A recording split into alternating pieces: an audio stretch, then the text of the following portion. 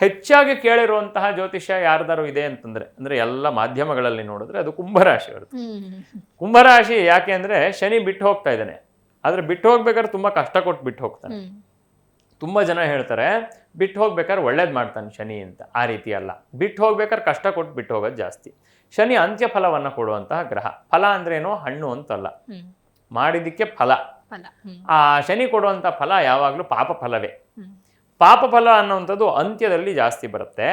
ಕುಂಭರಾಶಿಯವರಿಗೆ ಎಲ್ಲೋ ಒಂದು ವರ್ಷ ಗುರುವಿನ ಬಲ ಇದ್ದ ಕಾರಣ ಆ ಪಾಪ ಫಲಗಳು ಬಂದರೂ ಕೂಡ ಅದು ಎಲ್ಲೋ ಒಂದು ರೀತಿ ಅಷ್ಟಾಗಿ ಪರಿಣಾಮ ಅನ್ನೋ ಥರದ್ದು ಕಾಣಿಸ್ಲಿಲ್ಲ.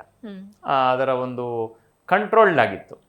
ಇನ್ನು ಮುಂದೆ ಸ್ವಲ್ಪ ಇನ್ನೊಂದು 6 ತಿಂಗಳು 8 ತಿಂಗಳ ಕಾಲ, ಜೂನ್ ತಿಂಗಳಿಂದ ಈ ವರ್ಷಾಂತ್ಯದವರೆಗೆ ಕುಂಭರಾಶಿಯವರಿಗೆ ಸ್ವಲ್ಪ ಅನಿಷ್ಟ ಫಲಗಳಿರುತ್ತೆ.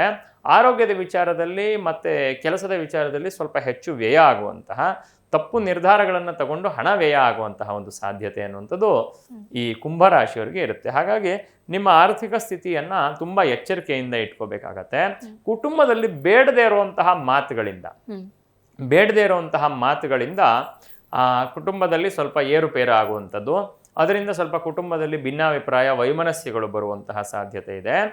ಅದರ ಜೊತೆಗೆ ಈ ಡೈಜೆಷನ್ ಪ್ರಾಬ್ಲಮ್ ಬರುವಂತಹ ಸಾಧ್ಯತೆ ಕುಂಭರಾಶಿಯವರಿಗೆ ತುಂಬ ಇದೆ. ಹಾಗಾಗಿ ಹೊಟ್ಟೆಗೆ ಸಂಬಂಧಪಟ್ಟಿರುವಂತಹ ಪ್ರಾಬ್ಲಮ್ಮೇ, ಆದರೆ ಇದು ದೊಡ್ಡದಾಗಿ ರೋಗವಾಗಿ ಬರುವಂತಹ ಸಾಧ್ಯತೆ ಇಲ್ಲ. ಇವರಿಗೆ ಬರೀ ಸಫರಿಂಗ್ ಅಂದರೆ ಹೊಟ್ಟೆಯ ವಿಚಾರದಲ್ಲೇ ತುಂಬ ಸಫರ್ ಮಾಡುವಂತಹ ಸಾಧ್ಯತೆ ಕುಂಭರಾಶಿಯವರಿಗೆ ಕಾಣಸಿಗುತ್ತೆ.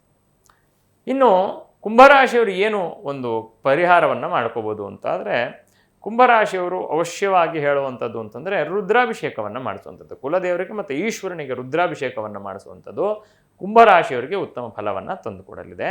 ಕುಂಭರಾಶಿಯವರು ಸಹಜವಾಗಿ ಅವರಿಗೆ ಈ ಕುಟುಂಬದಲ್ಲೆಲ್ಲ ಸಮಸ್ಯೆ ಬರಲಿಕ್ಕೆ ಕಾರಣ ಏನು ಅಂತಂದರೆ, ಅವರಿಗೆ ಒಂದು ಗುಣ ಇರುತ್ತೆ. ಆ ಗುಣ ಅವರಿಗೆ ಪಾಸಿಟಿವ್ ಆಗೂ ಹೇಳ್ಬೋದು, ನೆಗೆಟಿವ್ ಆಗೂ ಹೇಳ್ಬೋದು. ಅವರಿಗೆ ಮೆರಿಟು ಅದೇ, ಡಿಮೆರಿಟು ಅದೇ. ತುಂಬ ವಿಚಾರ ತಿಳ್ಕೊಂಡಿರ್ತಾರೆ ಕುಂಭರಾಶಿಯವರು. ಅವರಿಗೆ ಕುಂಭದಲ್ಲಿ ಕೈ ಹಾಕಿದಷ್ಟು ಸಿಗತ್ತೆ ಅನ್ನುವಂಥ ರೀತಿಯಲ್ಲಿ ಕುಂಭರಾಶಿಯವರಿಗೆ ಇಂಥ ವಿಚಾರ ಗೊತ್ತಿರಲ್ಲ ಅನ್ನುವಂಥದ್ದು ಇರಲ್ಲ. ಅಷ್ಟು ತಲೆ ಯೋಚನೆ ಇರುತ್ತೆ ಅವ್ರಿಗೆ, ಅಷ್ಟು ಗೊತ್ತಿರುತ್ತೆ. ಆದರೆ ಅವರಿಗೆ ನನಗೆ ಗೊತ್ತಿರೋಷ್ಟು ಯಾರಿಗೂ ಗೊತ್ತಿಲ್ಲ ಅನ್ನುವಂಥ ಒಂದು ಸಮಸ್ಯೆಯೂ ಕೂಡ ಇದೆ.